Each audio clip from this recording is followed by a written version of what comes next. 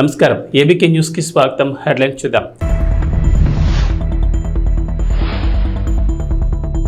కడపలో చంద్రబాబు రోడ్ షోకు భారీగా తరలివచ్చిన ప్రజలు. కడపలో మళ్లీ హత్య రాజకీయాలు తెచ్చారన్న టీడీపీ అధినేత.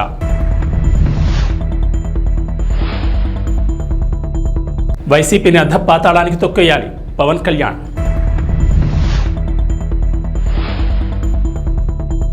అమెరికా హూస్టన్ ప్రాంతంలో వరదలు. హత్య రాజకీయాలు చేసి జగన్ మరోసారి నమ్మితే ప్రతి ఇంటికి గొడ్డలి గిఫ్ట్గా వస్తుందని తెలుగుదేశం అధినేత చంద్రబాబు హెచ్చరించారు. నవరత్నాలు పేరిట మరోసారి నవమోసాలకు పాల్పడుతున్నారని విమర్శించారు. గత మేనిఫెస్టోలో పెట్టిన ఏ ఒక్క హామీ అమలు చేయని జగన్ ఏ ముఖం పెట్టుకుని మళ్లీ ప్రజలను ఓట్లు అడుగుతున్నారని చంద్రబాబు నిలదీశారు.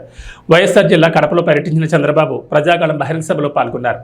కడప ఎవరి జాగీరు కాదని ప్రజలు తలుచుకుంటే ఎంతటి వారైనా నేలకు దిగాల్సిందేనని చంద్రబాబు అన్నారు. కడపలో ఆయన భారీ రోడ్ షో నిర్వహించారు. ఏం తమ్ముళ్ళు హుషారుగా ఉన్నారా? నేను చాలా సార్లు కడపకు వచ్చాను, కానీ ఈరోజు కడప రాజకీయం మారుతా ఉంది. గడపలో మార్పు కనపడుస్తా ఉంది. అవునా కాదా తమ్ముళ్ళు అని మిమ్మల్ని అడుగుతున్నా.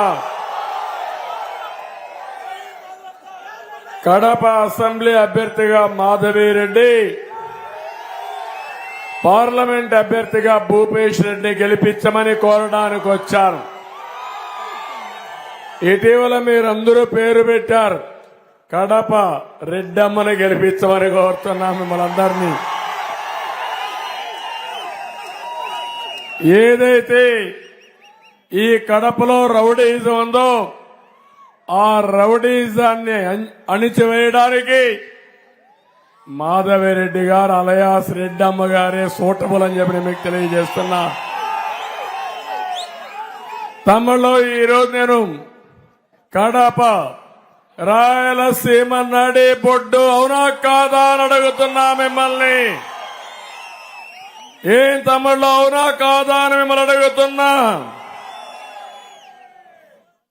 ఎప్పుడైనా ఒక నాయకుడికి మీరు ఓటేస్తే, నమ్మి ఓటేసిన తర్వాత మీకు మంచి చేసి మీ జీవన ప్రమాణాలు పెంచాలి అవునా కాదా అని మిమ్మల్ని అడుగుతున్నా. ఒక ఆదర్శంగా ఉండాలి అవునా కాదా అని అడుగుతున్నా. పోటీ చేసే నాయకులు కూడా ప్రజాభిమానం, ప్రజల శ్రేయస్సు కోసం, అదే సమయంలో మీకు శాంతి భద్రతలు కాపాడే వ్యక్తి ఉండాలి అవునా కాదా అని అడుగుతున్నా. మొన్ననే సైకో జగన్ వచ్చాడు. నేను ముద్దుగా పిలిచే పేరు సైకో. ఎందుకంటున్నానంటే ఒక అహంకారి వ్యక్తి. నేను రాజశేఖర్ని చూసా, 45 ఏళ్లు రాజకీయాలు చేశా. నా జీవితంలో ఇలాంటి వ్యక్తిని ఎప్పుడూ చూడలేదు. ఒక అహంకారి, ఆయన నేచర్ చూస్తే ఒక సైకో నేచర్, ఎవ్వరిని భరించలేడు. కడాన ఆయన్ని వాళ్ళ తండ్రి కూడా భరించలేక ముఖ్యమంత్రి కాబట్టి బెంగళూరు పంపించాడు. జ్ఞాపకం ఉందా తమ్ముళ్ళు అని మిమ్మల్ని అడుగుతున్నా. కన్న తల్లిని తిండి పెట్టిన వాడు నీకు నాకు ఒక లెక్క తమ్ముళ్ళు అని అడుగుతున్నా. కన్న చెల్లికి ఆస్తిలో హక్కు ఇవ్వనవాడు నీకు నాకేమైనా చేస్తాడా తమ్ముళ్ళు అని అడుగుతున్నా. గౌరవం తెలియని వ్యక్తి, సంస్కారం నేర్చుకోని వ్యక్తి, ఇంకో పక్క విధ్వంసకారుడు. చాలా ప్రమాదం ఇది. ఒక ఇంట్లో ఉంటే మనకి ఇబ్బంది లేదు, ఒక ఊర్లో ఉంటే ఆ ఊరు నాశనం అవుతుంది. ఒక రాష్ట్రానికి ముఖ్యమంత్రి అయితే ఆ రాష్ట్రం అతలాకుతలం అయిపోతుంది. అదే ఈరోజు జరుగుతా ఉంది అవునా కాదా అని మిమ్మల్ని అడుగుతున్నా. ఇంకో పక్క ఒక దోపిడీదారుడు, ఒక బందిపోటితనం, మొత్తం సంపదంతా అతనికే కావాలి. మీరు చూడండి, ఇంతవరకు నా జీవితంలో ఎప్పుడూ చూడలేదు ఇంత బరిదెగించిన వ్యక్తిని. శాండ్ ఏం తమ్ముళ్ళు మొత్తం దోచేశాడా లేదా అని అడుగుతున్నా. ఇప్పుడు మీ బాధ్యత ఒక్క మాదిగ ఓటు కూడా జగన్ కు పడకూడదు. మీరు అడగాలి.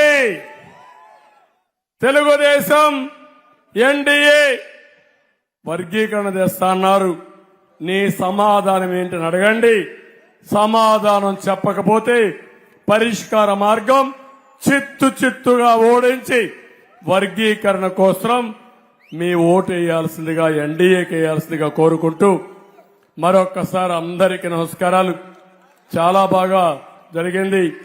ఈ మీటింగ్ జయప్రదం చేసిన మిమ్మల్ని అందరినీ మనస్ఫూర్తిగా అభినందిస్తూ అందరికీ నమస్కారం చెప్తూ, ఇప్పుడే గోవర్ధన్ రెడ్డి గారు ఒక 5 లక్షల రూపాయలు పార్టీకి విరాళంగా ఇచ్చాడు.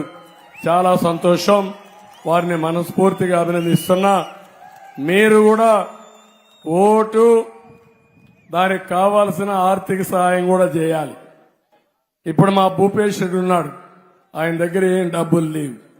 ఆయన బండి నడపాలంటే మీరు కూడా ముందుకు రావాలి. మీరు కష్టాల్లో ఉన్నారు. మీ ఆదాయం లేదు, వ్యాపారాలు పోయినాయి, చిన్న వ్యాపారాలు పోయినాయి, రైతులు దెబ్బతిన్నారు, ఉద్యోగస్తుల జీతాలు రావడం లేదు, అన్ని ఇబ్బందులున్నాయి. మళ్ళీ అన్ని కూడా మనం సెట్ చేద్దాం. మీకు మనో నిబ్బరం కావాలి, మనో సంకల్పం ఉండాలి. అందరి మాట ఒకటే, ఈ రాష్ట్రాన్ని కాపాడుకుందాం, మన పిల్లల భవిష్యత్తుని చూద్దాం. మీరందరూ కూడా మరొక్కసారి 10 రోజులు మీరు కష్టపడండి. 5 ఏళ్లు మీకోసం మేము కష్టపడతామని మరొక్కసారి హామీ ఇస్తూ, రేపటి నుంచి నాకు గ్రాఫ్ కనపడాలి. ఈ కడపలో కడప రెడ్డమ్మ గ్రాఫ్ పెరగాలి. ఎంపీగా భూపేష్ రెడ్డి గ్రాఫ్ పెరగాలి. అది పెరగకపోతే ఇంకా మీలో ఏదో ఒక బలహీనత ఉన్నట్టు అవుతుంది. మీ భవిష్యత్తు కోసం నేను చెప్పేది. అందుకే అందరం కలిసి ముందుకు పోవడం కోసం కడపను అభివృద్ధి చేసుకుందాం, రాయలసీమను అభివృద్ధి చేద్దాం, ఈ రాష్ట్రాన్ని అభివృద్ధి చేసుకుంటా అని చెప్పి కోరుకుంటూ అందరికీ నమస్కారాలు. జై హింద్, జై తెలుగుదేశం. తెలంగాణలో ఎండలు మండిపోతున్నాయి. పలు ప్రాంతాల్లో భానుడు నిప్పులు కురిపిస్తున్నాడు. రాష్ట్రంలోని అత్యధిక ఉష్ణోగ్రతలు నమోదవుతున్నాయి. పెద్దపల్లి జిల్లా మందని, జగిత్యాల జిల్లా నేరేళ్ల, సూర్యాపేట జిల్లా మునగాల, ఖమ్మం జిల్లా పమ్మిలో 46.7 డిగ్రీల గరిష్ట ఉష్ణోగ్రతలు నమోదయ్యాయి. నల్గొండ జిల్లా కామారెడ్డిగూడెం, మంచిర్యాల జిల్లా హజీపూర్, కరీంనగర్ జిల్లా వేణవంకలో 46.5 డిగ్రీలు రికార్డైనట్లు హైదరాబాద్ వాతావరణ కేంద్రం తెలిపింది. మహబూబాబాద్, నారాయణపేట్, జయశంకర్, వరంగల్, ములుగు, జనగామ, వనపర్తి, గద్వాల్, నాగర్ కర్నూల్, హనుమకొండ, కొత్తగూడెం, నిర్మల్, మహబూబ్ నగర్, మేడ్చల్, మల్కాజ్గిరి, నిజామాబాద్ జిల్లాలో 46 డిగ్రీల గరిష్ట ఉష్ణోగ్రత రికార్డైంది. కొమరంభీం, సిద్దిపేట, భువనగిరి, వికారాబాద్, కామారెడ్డి, రాజన్న సిరిసిల్ల, రంగారెడ్డి, ఆదిలాబాద్, మెదక్, సంగారెడ్డి జిల్లాలో 45, హైదరాబాద్లో 44 డిగ్రీల గరిష్ట ఉష్ణోగ్రత నమోదైంది. రోజురోజుకి పెరుగుతున్న ఉష్ణోగ్రతలతో ప్రజలు ఉక్కిరిబిక్కిరవుతున్నారు. మధ్యాహ్న సమయంలో ఇళ్ల నుంచి బయటకు రావాలంటే జంకిపోతున్నారు. కూటమి ప్రభుత్వం ఏర్పడ్డాక ఉద్యోగులకు మెరుగైన పీఆర్సీ అందించి సకాలంలో జీతాలు, పెన్షన్లు, ఇతర అన్ని ఆర్థిక ప్రయోజనాలు చెల్లిస్తామని టీడీపీ అధినేత చంద్రబాబు హామీ ఇచ్చారు. ఈ మేరకు ఉద్యోగులు, పింఛనర్లు, టీచర్లకు బహిరంగ లేఖ రాసిన ఆయన ఉద్యోగులకు ఏ ప్రభుత్వం ఏం చేసిందో వివరిస్తూ నాడు నేడు అంశాలను ప్రస్తావించారు. వచ్చే ఎన్నికల్లో ఆలోచించి నిర్ణయం తీసుకోవాలని కోరారు. ఎవరికి ఉద్యోగుల సంక్షేమ ప్రభుత్వం, ఎవరిది ఉద్యోగుల అణచివేత ప్రభుత్వం గుర్తించాలన్నారు. గత 5 ఏళ్లుగా ఉద్యోగులు ఎదుర్కొంటున్న అనేక సమస్యలు, ఇబ్బందులను కళ్లారా చూశానని చెప్పారు. నెలల తరబడి జీతాలు రాక, ఆర్థిక ఇబ్బందుల వల్ల ఆత్మహత్యలు చేసుకున్న ఉద్యోగ కుటుంబాల దీనకథలు చూసి చలించిపోయినట్లు తెలిపారు. హక్కుల కోసం ఉద్యమించిన ఉద్యోగులపై కక్ష సాధింపు చర్యలు చేపట్టారని పేర్కొన్నారు. ఉద్యోగుల చరిత్రలో ఎన్నడూ లేని విధంగా రివర్స్ పీఆర్సీ తెచ్చారని ఆక్షేపించారు. అదనపు క్వాంటం పింఛన్ తగ్గించి వృద్ధులను ఇబ్బంది పెట్టారన్నారు. వారం రోజుల్లో సిపిఎస్ రద్దు చేస్తామని మోసగించారని తెలిపారు.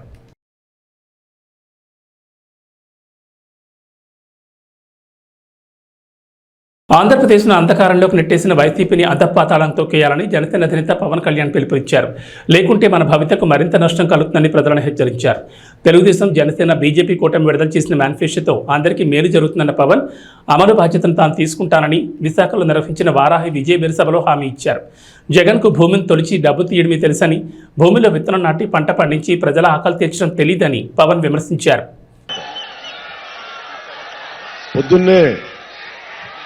ఇందాక సాయంత్రం పాలకొండ నియోజకవర్గానికి వెళ్లి నిమ్మక జయకృష్ణ గారని, కొత్తపల్లి గీత గారని వారికి చేసి వచ్చా, ప్రచారం చేసి వచ్చా. ఒకటే అనిపించింది అక్కడ, మన ఉత్తరాంధ్ర వైజాగ్ అన్న, ఉత్తరాంధ్ర అన్న నాకు చాలా ప్రాణం, చాలా నటన ఇక్కడే ఓనామాలు దిద్దుకున్నాను. సో నాకు తమ్ముళ్ళు ఒక పాట గుర్తొచ్చింది పాలకొండలో. మల్లికార్జునరావు గారు క్యారెక్టర్ ఎప్పుడు పెళ్లి చేసుకుంటా ఉంటాడు. మన ఉత్తరాంధ్ర పాట వైజాగ్లో నేను ఇక్కడ యాక్టింగ్ నేర్చుకుంటున్నప్పుడు శిక్షణలో ఒక పాట గుర్తొచ్చింది. అంటే ఒక 50 అడుగులున్న తాడి చెట్టు ఎక్కలేవు, 12 అడుగులు 16 అడుగులు తాడి మన ఈత చెట్టు ఎక్కలేవు, కానీ మళ్ళీ నీకు ఎందుకు పెళ్లి అన్నట్టు. ఆ పాట పాడి వినిపించారు. ఒకటి, ఉత్తరాంధ్ర అంటేనే ఆట పాట పొలం పని సముద్రం సైనికుడు. ఇది నా మాటలు కాదు, సిక్కోలు 6 ప్రాణాలని చెప్పి ఒక రచయిత రాసినాయి. ఆట పాట పొలం పని సముద్రం సైనికుడు, ఇది ఉత్తరాంధ్ర 6 ప్రాణాలు. ఇది సో వాటి గురించి గుర్తొచ్చి మాట్లాడుతా, ఆట అంటే ఆట పాట అంటే గుర్తొచ్చింది. అంటే తాడి సెట్టెక్కనేవు, తాడి కళ్ళు తెంపనేవు, ఈత సెట్టెక్కనేవు, ఈత కళ్ళు తెంపనేవు, తాడి సెట్టెక్కనేవు, తాడి కళ్ళు తెంపనేవు, ఈత సెట్టెక్కనేవు, ఈత కళ్ళు తెంపనేవు, మళ్ళీ ఓ మళ్ళీ ఓ మళ్ళీ నీకెందుకురా పెళ్ళి, ఓ మళ్ళీ నీకెందుకురా పెళ్ళి. ఏ పాట నేను మిమ్మల్ని సినిమాల్లో పాడానని చెప్పడానికి చెప్పట్లా, మళ్ళీ ఓటు అడగడానికి జగన్ వస్తున్నాడు, అందుకని మళ్ళీ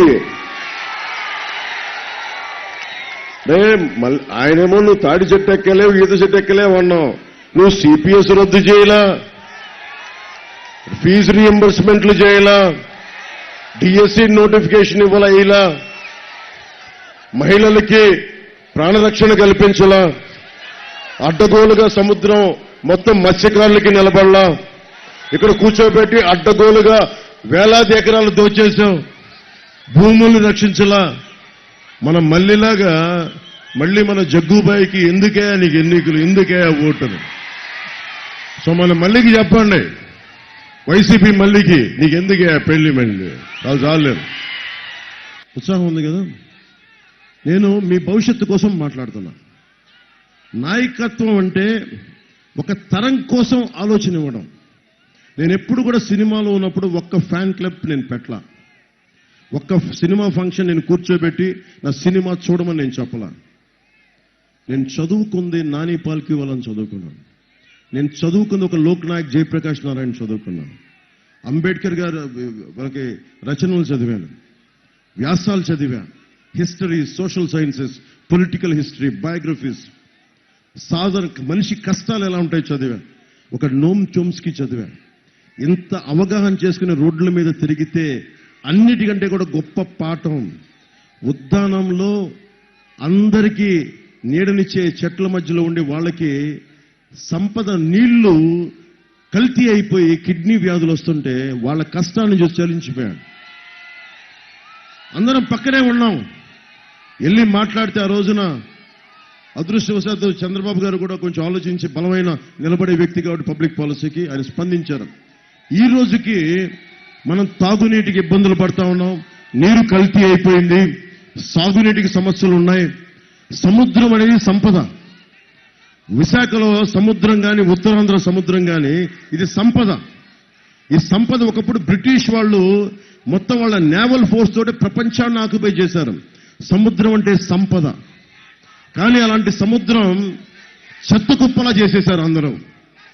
మనకి పరిశ్రమల్లోని వ్యర్థాలు అన్ని సముద్రంలోకి వదిలేస్తారు, శుద్ధి చేయరు. కాలుష్యం ఉంది, బూడిద వచ్చేస్తుంది, ఎవ్వరూ పట్టించుకోరు.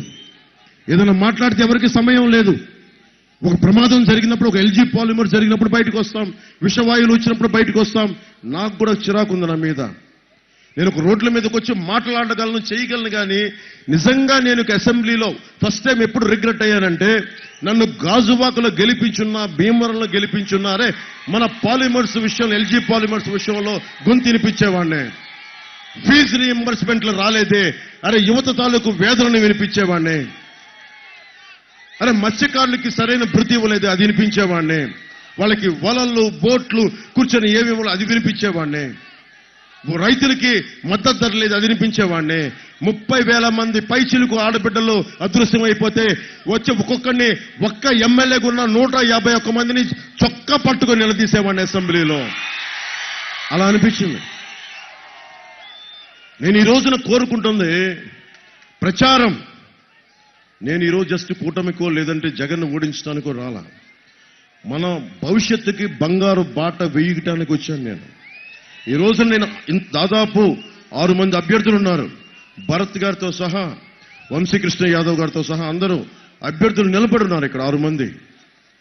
నేను మీకు మాటిస్తున్నా, నేను పని చేస్తా, అందరి చేత పని చేయిస్తా.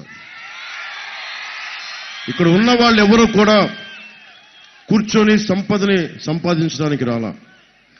బలమైన ప్రభుత్వాన్ని, బాధ్యత గల ప్రభుత్వాన్ని ఇవ్వడానికి ప్రతి ఒక్కరూ నిలబడి ఉన్నారు.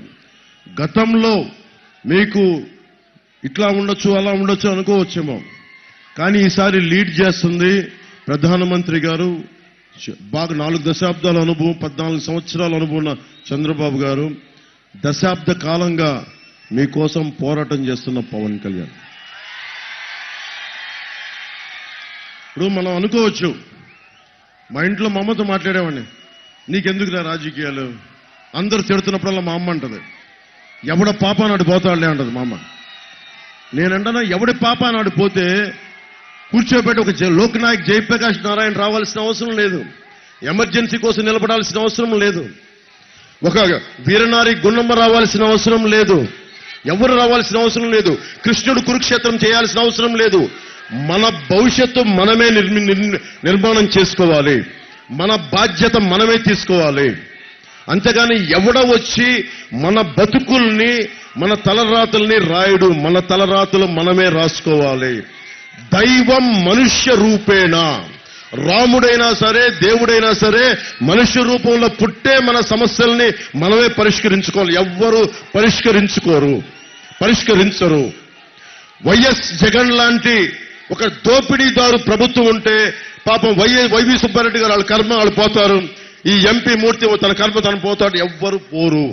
మనం చొక్కా పట్టుకొని కిందకి లాగి బంగాళాఖాతంలో కలిపేస్తే తప్ప ఎవ్వడు కలవడు. వాళ్ళు పోరు. వాళ్ళకి బుద్ధి రాదు. మన బలం అది.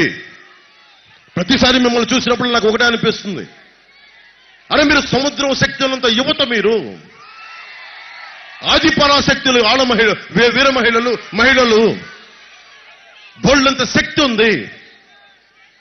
మనిషిని ఒక్క భగత్ సింగ్ తలుచుకుంటే ప్రపంచం మారిపోయింది. ఒక్క శ్రీశ్రీ 1918లో ఎముకలు మళ్ళీ సోమరులారా చావండి అంటే ఈ రోజుకి మహాప్రస్థానంతో అందరం ఊగిపోతాం. ఒక్కడు తలుచుకుంటే. One man's courage makes a majority. One man's courage. ఇది నా ఒక్కడి సొంతం కాదు, అది ఒక్కడి సొంతం కాదు.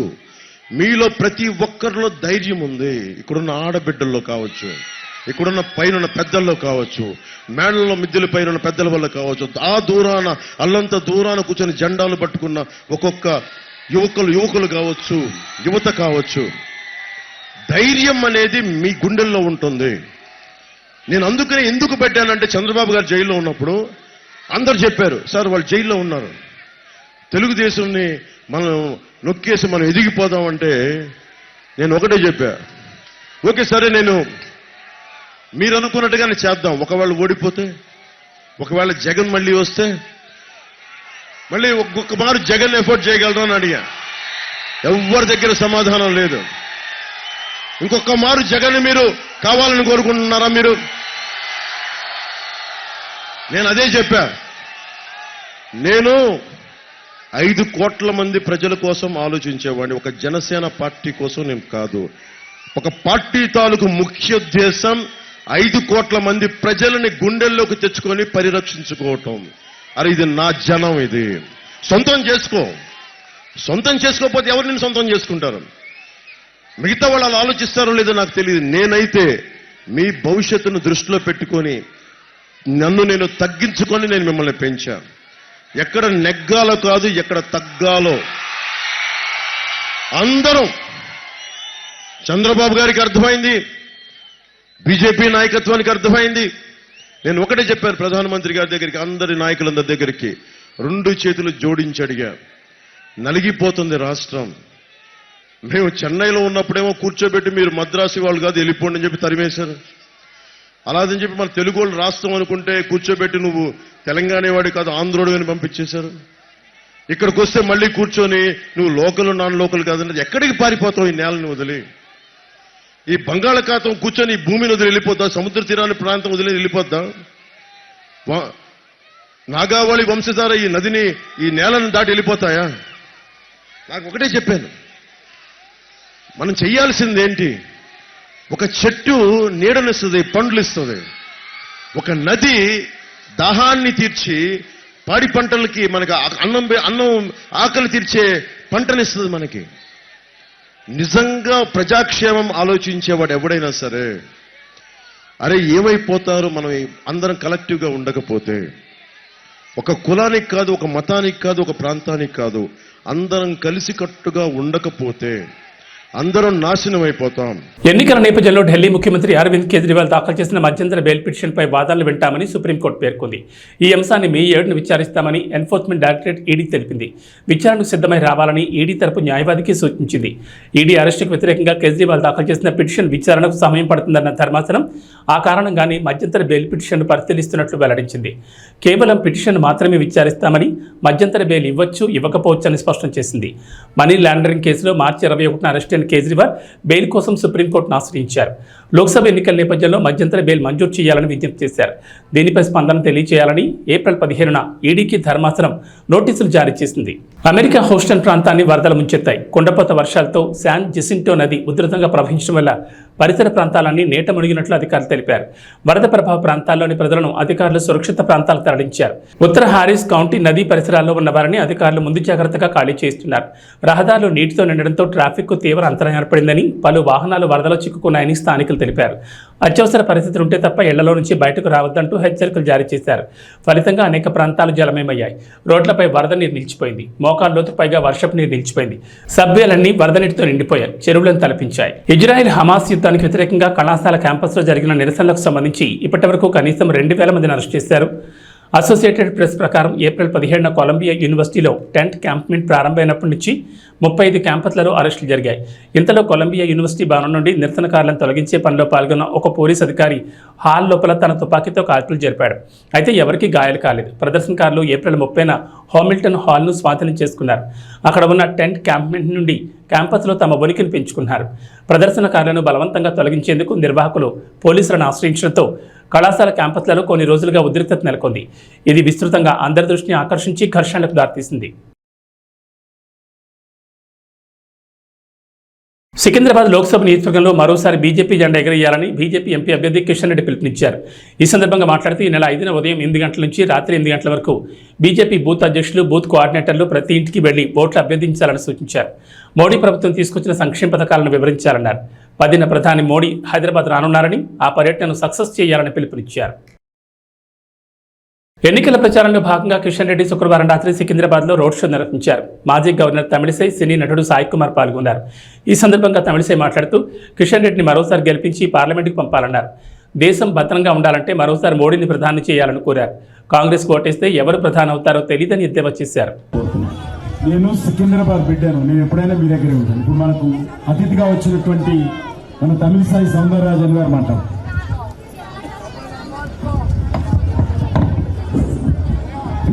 అందరికీ నమస్కారం. నా ఇక్కడ రావడం, మీ అందరూ కలవడం నాకు చాలా సంతోషంగా ఉన్నది. ఎవరికి ఓటు వేయాలి? మోడీజీకి, కిషన్ రెడ్డి గారికి ఓటు వేయండి. ఎందుకు ఓటు వేయాలి?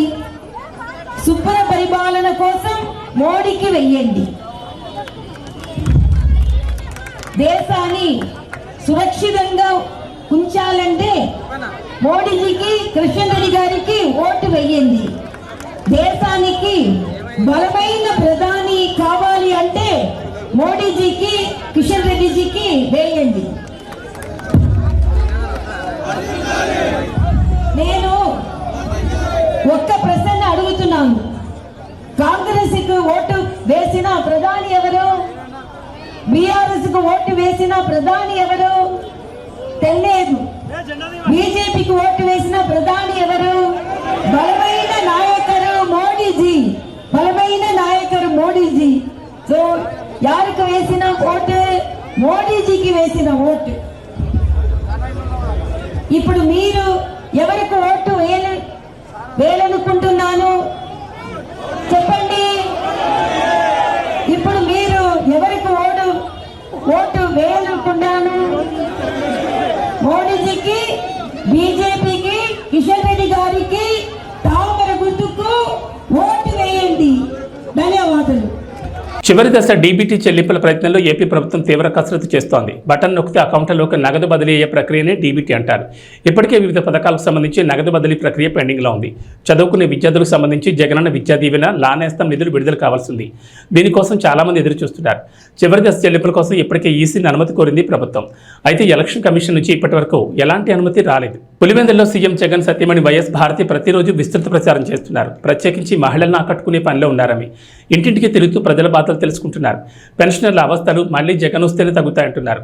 ఆంధ్రప్రదేశ్ సార్వత్రిక ఎన్నికల్లో భాగంగా సీఎం జగన్ రాష్ట్ర వ్యాప్తంగా సుడిగాలి పర్యటన చేస్తూ దూసుకుపోతున్నారు.